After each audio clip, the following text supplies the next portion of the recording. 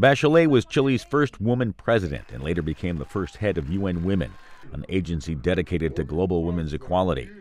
She herself had been a victim of human rights abuses, suffering torture at the hands of the notorious right-wing regime of General Augusto Pinochet in the early 1970s.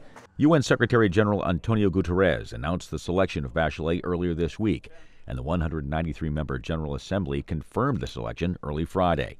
After her confirmation vote, Guterres told reporters Bachelet has his full confidence and support.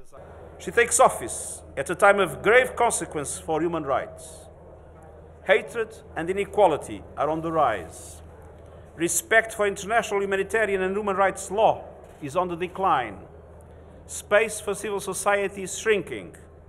Press freedoms are under pressure.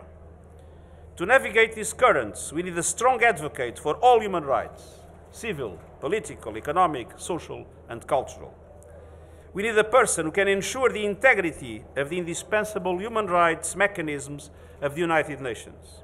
She will replace Jordanian Zayed Ra'ad al-Hussein, whose term ends August 31st.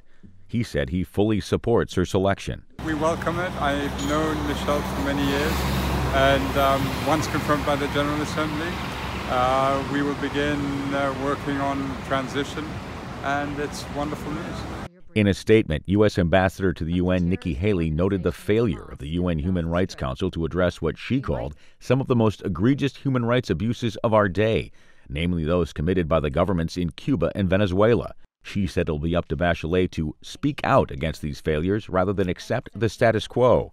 In June, Haley announced the U.S. was pulling out of the Human Rights Council, saying it too often unfairly targeted Israel. Jeff Custer, VOA News, Washington.